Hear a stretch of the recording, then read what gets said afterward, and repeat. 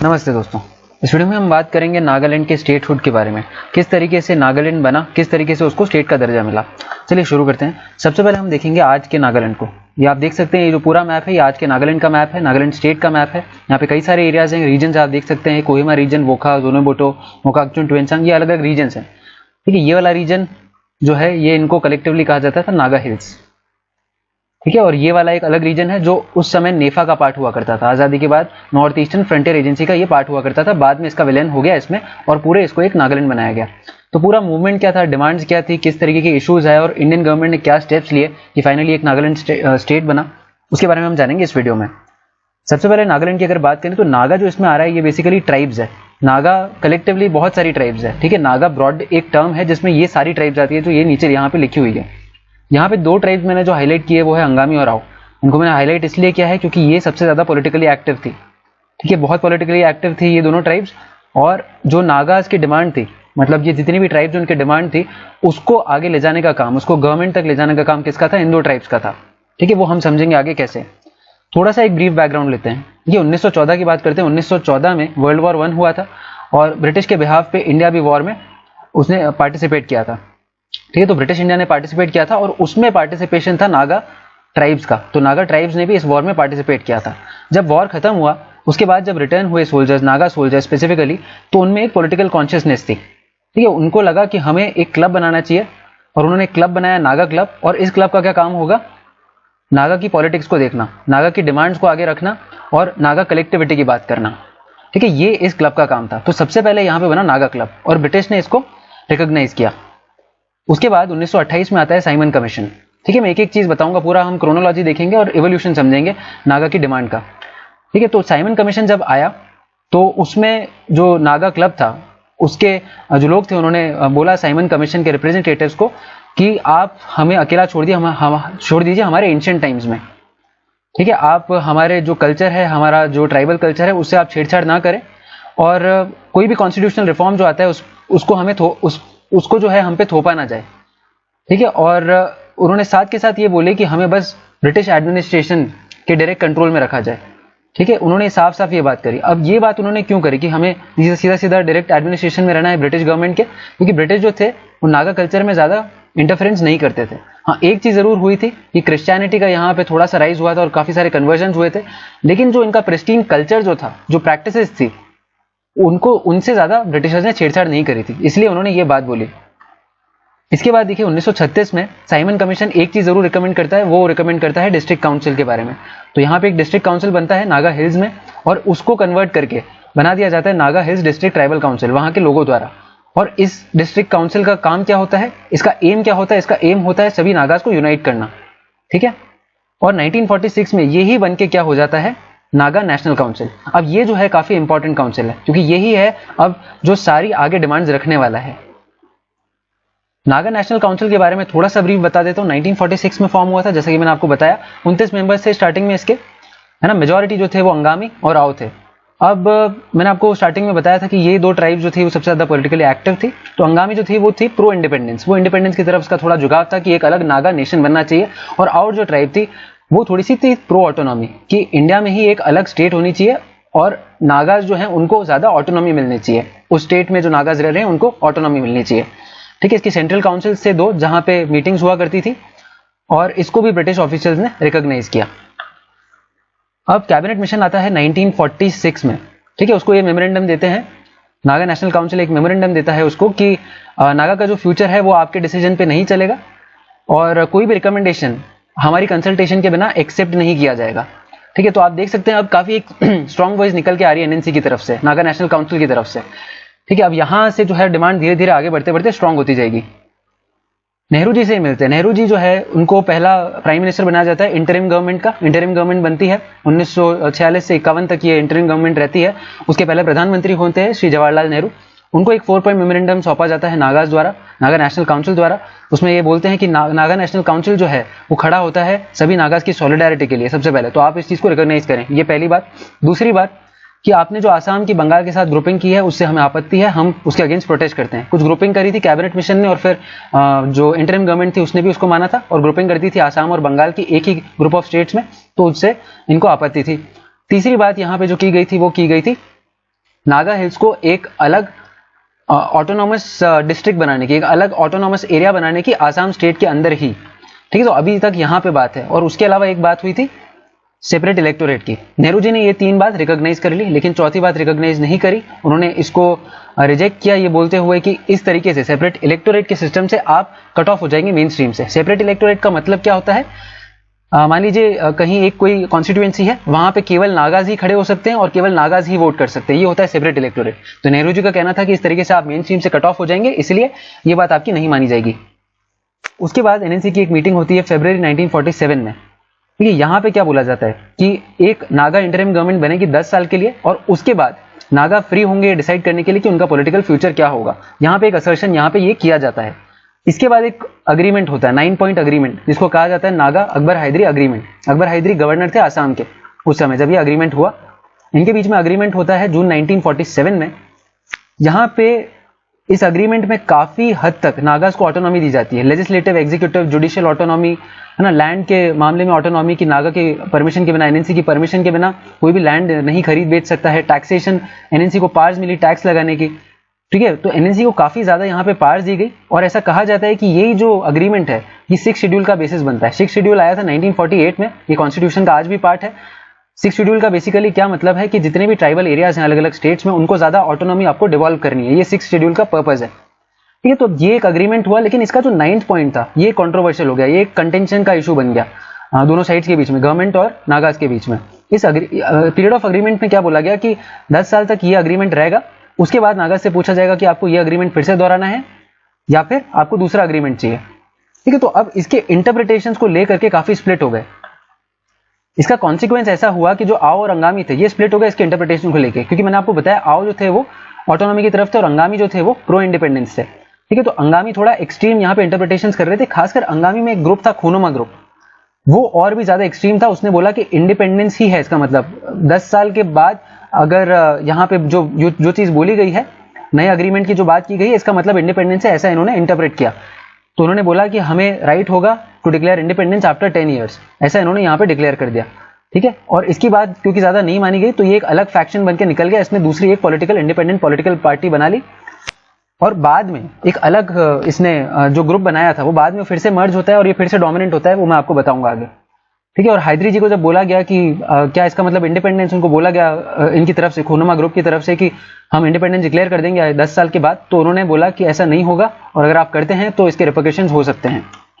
अब देखिए, नेहरू जी से ये वाला जो एक्सट्रीम वाला खूनुमा डेलीगेशन होता है वो मिलता है नेहरू जी से 12 अगस्त 1947 को, और उनको बोलता है कि क्या इसका मतलब ये है कि इंडिपेंडेंस एक ऑप्शन होगा 10 साल बाद। नेहरू जी ने बोलते हैं कि आप इंडिपेंडेंस का सोचे ही मत, अगर आप सोचते हैं तो हम अपना इन्फ्लुएंस यूज करेंगे और ऐसी सारी टेंडेंसीज को हम सप्रेस कर देंगे। इसके रिएक्शन में 14 अगस्त को खूनुमा ग्रुप जो होता है वो इंडिपेंडेंस डिक्लेयर कर देता है इंडिया से। वो बोलता है अब सेपरेट नागा नेशन होगा। उसके बाद एक समझिए ये सीरीज ऑफ इवेंट्स, ये काफी क्रूशियल इवेंट्स हुए। अगस्त 1947 में डिक्लेरेशन ऑफ इंडिपेंडेंस हो गया, जैसा कि मैंने आपको बताया 14 अगस्त को, इंडिया की आजादी से एक दिन पहले। 1948 में 6 शेड्यूल आया और इंडियन गवर्नमेंट ने बोला कि आप ये 6 शेड्यूल में जितनी भी ऑटोनॉमी मिल रही है ये नागा हिल्स को मिलेगी और काफी हद तक ऑटोनॉमी मिलेगी, तो आप इसको मान लीजिए। हालांकि नहीं मानते हैं ये। 1950 में अंगामी जापू फिजो ये जो है प्रेसिडेंट बन जाते हैं एनएनसी के। यही वो लीडर हैं जिन्होंने एक अलग फैक्शन बना लिया था, ये खूनुमा ग्रुप के लीडर थे, और इन्होंने एक अलग फैक्शन बना लिया था अपना इंडिपेंडेंस की मांग को लेकर के। अब ये जो है फिर से हावी हो जाते हैं एनएनसी के अंदर आकर के और ये प्रेसिडेंट बन जाते हैं एनएनसी के। उसके बाद ये प्लेबिसाइट कराते हैं। प्लेबिसाइट मतलब एक वोटिंग कराते हैं 1951 में, जिसमें लोगों से पूछते हैं, नागाज से पूछते हैं कि उनको इंडिया के साथ रहना है या एज एन इंडिपेंडेंट नेशन रहना है। और इनका क्लेम था कि 99.9% जो लोग थे उन्होंने वोट किया फेवर में इंडिपेंडेंस के। और फिर इसके बाद ये मिलते हैं नेहरू जी से और उनको बोलते हैं कि इतने सारे लोगों ने वोट किया है इंडिपेंडेंस के लिए, लेकिन नेहरू जी बोलते हैं आप ग्रेटर ऑटोनॉमी ले लीजिए, लेकिन इंडिपेंडेंस कोई ऑप्शन नहीं है। इसके रिएक्शन में ये सभी लोग जो होते हैं वो जनरल इलेक्शंस बॉयकॉट करते हैं। जितने भी इनके सपोर्टर्स होते हैं वो सभी जो है सिविल डिसोबीडियंस जो है एक कैरी आउट करते हैं, उसमें रेजिग्नेशन होता है टीचर्स का, बच्चे जो है अपनी पढ़ाई छोड़ देते हैं। इस तरीके से इसका रिएक्शन होता है। 1951-52 की मैं ये बात कर रहा हूँ। ठीक है, तो जब नागा नेशन की जब मैं बात कर रहा हूँ तो इनका जो परसेप्शन था, इनका जो कॉन्सेप्ट था नागा नेशन का, वो क्या था। ठीक है, 2 लाख नागाज होंगे इंडिया के, इसमें 2 लाख नागाज होंगे नो मैंस लैंड के। ठीक है, एक नो मैंस लैंड जो किसी टेरिटरी का पार्ट नहीं है, किसी कंट्री का पार्ट नहीं है, और 4 लाख होंगे बर्मा से, तो उन तीनों को मिला करके एक नागा नेशनल स्टेट बनाया जाए। आज भी डिमांड होती है, इस डिमांड को बोला जाता है नागालैंड। आज भी ऐसे ग्रुप्स हैं जो इस डिमांड को कैरी आउट करते हैं, ठीक है। और इनका जो जस्टिफिकेशन था वो ये था कि नागा जो है वो मोंगोलाइड्स हैं, हमारी कोई रेशियल एफिनिटी, कोई रेशियल सिमिलैरिटी नहीं है इंडिया के साथ, तो हमें एक अलग नेशन मिलना चाहिए। 1953 में एक बहुत मेजर इवेंट होता है जिसके बाद से जो गवर्नमेंट है और जो नागाज हैं उनमें बिल्कुल बनना बंद हो जाती है, ठीक है। जो बर्मीज के प्राइम मिनिस्टर है और नेहरू जी, इनकी मीट होती है कोहिमा में, ठीक है। और एनएनसी के डेलीगेट नेहरू जी से मिलना चाह रहे होते हैं और अपनी डिमांड उनके सामने रखना चाह रहे होते हैं, लेकिन उनको रोक दिया जाता है। तो एनएनसी डेलीगेट जो हैं वो इससे नाराज होते हैं। जैसे ही नेहरू जी पोडियम की तरफ आते हैं अपनी स्पीच देने, एनएनसी डेलीगेट्स खड़े होते हैं और जो ऑडिटोरियम होता है उससे बाहर निकल जाते हैं। तो नेहरू जी काफी गुस्सा होते हैं इस बात से, और इसके बाद से वो देखते हैं कि रेबेलियस नेचर हो रहा है नागाज का। इसके बाद से वो बहुत ही ज्यादा स्ट्रिक्ट एक्शन लेते हैं उनके अगेंस्ट। सबसे पहले लगाया जाता है Assam maintenance of public order autonomous district act 1953 में। यहाँ पे नागा हिल्स में पुलिस को एक्स्ट्रा कॉन्स्टिट्यूशनल पावर्स दे दी जाती है टू क्वेल एनी डिस्टर्बेंस, कोई भी डिस्टर्बेंस को रोकने के लिए। अब डिस्टर्बेंस क्या होगा वो गवर्नर डिसाइड करेगा, ठीक है। तो यहाँ पे बहुत ज्यादा पावर्स मिल जाती है। और उसके बाद भी 2 एक्ट्स आते हैं, इसके बाद मैं फिर से करूंगा, लेकिन 1955 में एक एक्ट और आता है आसाम डिस्टर्ब्ड एरियाज एक्ट, जिसमें पैरामिलिट्री फोर्स के लिए एक लीगल फ्रेमवर्क बनाया जाता है। पैरामिलिट्री फोर्स उस समय थी यहाँ पे आसाम राइफल्स। और उसके बाद 1958 में एक और एक्ट आता है arm forces special powers act. AFSPA आपने सुना होगा, सबसे पहले यहीं पे लगा, ठीक है। आप ये याद रख सकते हैं, अच्छा क्वेश्चन बन सकता है ये। Arm forces special powers Assam and Manipur act यहाँ पे लगाया जाता है, ठीक है। तो सबसे पहले ये वाला एक्ट लगा, ठीक है।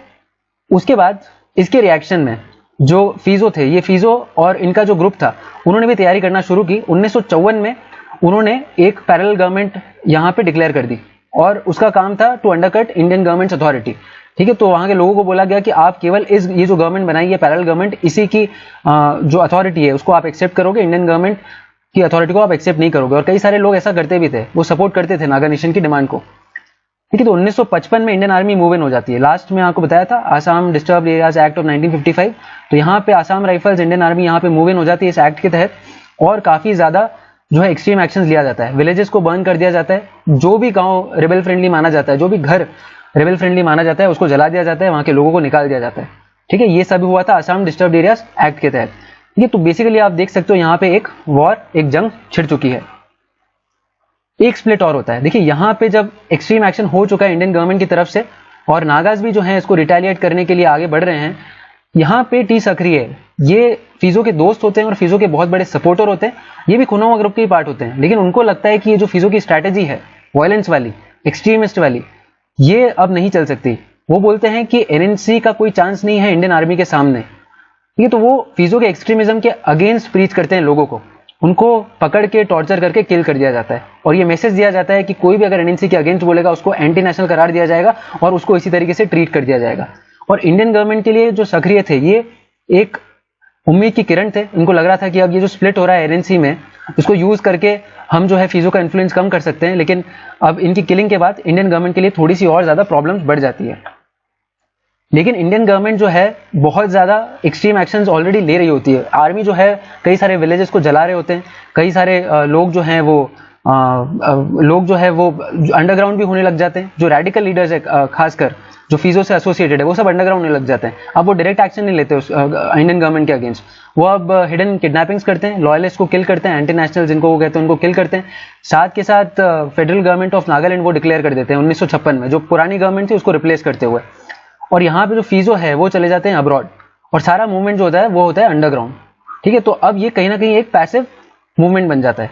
तो फीजो एक्सट्रीम तो होते हैं, लेकिन क्योंकि इंडियन आर्मी का एक्शन इतना ज्यादा जो है एक्सट्रीम होता है, तो उनको अंडरग्राउंड होना पड़ता है और फीजो को तो बाहर जाना पड़ता है, ठीक है। और यहाँ पे ये गवर्नमेंट बनती है, कुछ ये गार्ड्स बनाते हैं, होम गार्ड, सेफ गार्ड्स, कि पुलिस की पोस्ट को आप हिट करो, रन करो, एंटी नेशनल्स को मारो, इस तरीके के यहाँ पे काम करते हैं। और एक्सट्रीम वायलेंस होता है इंडियन आर्मी की तरफ से भी, जैसा कि मैं आपको ऑलरेडी बता चुका हूँ। तो यहाँ पे चीज थोड़ा सा एक्सट्रीम की तरफ जरूर गई है, लेकिन आप देख सकते हैं मूवमेंट अब थोड़ा सा अंडरग्राउंड जा चुका है। तो क्योंकि मूवमेंट अंडरग्राउंड जा चुका है, तो जो मॉडरेट्स हैं वो थोड़े से अब ज्यादा डोमिनेंट होना शुरू हो जाते हैं। नागा पीपल का कन्वेंशन होता है 1957 में, ठीक है। तो इनका जो कन्वेंशन होता है, इसका पर्पस क्या होता है? इसका पर्पस होता है to come at a satisfactory political settlement with the Indian government, ठीक है। इंडियन गवर्नमेंट के साथ एक सेटलमेंट पे आना है। और ये जो डिमांड करते हैं इंडियन गवर्नमेंट के सामने इस कन्वेंशन के बाद, वो ये होती है कि नागा हिल डिस्ट्रिक्ट और ट्विनसांग एरिया इसको मिला करके एक सिंगल एडमिनिस्ट्रेटिव यूनिट बना दी जाए, ठीक है। और जितने भी आपके प्रिजनर्स हैं, नागा रिबेल्स जो है जिनको आपने प्रिजनर्स बनाया, उनको एक एमनेस्टी दी जाए, है ना, उनको रिलीज कर दिया जाए थोड़े टाइम के लिए, और उन पे जो हार्श रूल्स हैं उनको थोड़ा सा लाइटन किया जाए। इसका रिजल्ट ये होता है कि इंडियन गवर्नमेंट एक्सेप्ट कर लेती है डिमांड और नागा पॉलिटिकल प्रिजनर्स रिलीज होते हैं। साथ के साथ ये जो डिमांड होती है ट्विनसांग एरिया और नागा हिल्स को मर्ज करने की, ये एक्सेप्ट कर दी जाती है। दिसंबर 1957 में इनको एक सिंगल डिस्ट्रिक्ट बना दिया जाता है विद इन आसाम। उसके बाद दो और बैक टू बैक कन्वेंशन होते हैं, एक होता है ओंगमा कन्वेंशन और एक होता है मोगाकचुंग कन्वेंशन। ये जगह के नाम है, ओंगमा मोगाकचुंग, ठीक है। अब इसका जो रिजल्ट होता है वो देखते हैं, पहले इसके प्रोविजन देख करके। ये इंडियन गवर्नमेंट को अपील करते हैं कि आप एमनेस्टी का पीरियड थोड़ा सा बढ़ा दीजिए, जो भी नागा रेबल्स हैं उनका जो आपने पीरियड दिया है उसको थोड़ा एक्सटेंड कर दीजिए एक। लेकिन मेजर डिमांड जो होती है वो ये होती है कि नागा हिल और ट्विनसांग एरिया जो है, जिसको अभी आपने डिस्ट्रिक्ट बना रखा है, उसको अब आप एक स्टेट का दर्जा दे दिए विद इन इंडियन यूनियन, ठीक है। लेकिन स्पेशल प्रोविजन जरूर होने चाहिए ऑटोनॉमी के, है ना, नागाज की ऑटोनॉमी के स्पेशल प्रोविजन जरूर यहाँ पे होने चाहिए। तो ये दो पॉइंट काफी इंपॉर्टेंट है। कुल मिलाकर के इन दोनों कन्वेंशन में कुछ 16 डिमांड्स होती है, मोस्टली ऑटोनॉमी से रिलेटेड, और नेहरू जी उसको एक्सेप्ट कर लेते हैं। पार्लियामेंट में लेजिस्लेशन लाया जाता है और लेजिस्लेशन ला करके नागा हिल, ट्विनसांग एरिया, इनको मर्ज करके एक नागालैंड स्टेट बना दिया जाता है और ये बनता है 16 स्टेट ऑफ इंडियन यूनियन, ठीक है। एक्ट पास हो जाता है पार्लियामेंट में और ये बन जाता है Nagaland state, 16 state of Indian union, ठीक है। तो इस तरीके का हमारा मैप अब दिखता है, ठीक है। यहाँ पे ये पूरा आसाम, यहाँ से हमने एक नागालैंड अलग से निकाल दिया। ये जो देख रहे हैं आप, ये मणिपुर है, ठीक है। अब जो प्रॉब्लम है ऑब्वियसली नागाज की, वो खत्म नहीं होती है, आज तक भी चलती है, लेकिन उससे मैं इस वीडियो में डील नहीं करूंगा। नागा एक्सट्रीमिज्म जो है वो आगे भी कंटिन्यू रहा, नागा लिम एक अलग नागा नेशन की डिमांड अभी भी रही है, लेकिन उसके बारे में हम इस वीडियो में डिस्कस नहीं करेंगे। उसके बारे में हम एक दूसरी सीरीज में, एक दूसरे लेक्चर सीरीज में डिस्कस करेंगे। इस वीडियो का फोकस था नागालैंड स्टेट के फॉर्मेशन के बारे में बात करना, जो मैंने कर ली। तो मुझे आशा है कि आपको वीडियो अच्छा लगा होगा। अच्छा लगा है तो आप लाइक करें और चैनल को सब्सक्राइब जरूर करें, बेल आइकन जरूर दबाएं, ताकि जितने भी नोटिफिकेशन आएंगे वीडियोस के, वो आप वीडियो डायरेक्टली उससे देख पाएंगे। अगले वीडियो में आपसे फिर मुलाकात होगी, तब तक के लिए बहुत बहुत धन्यवाद।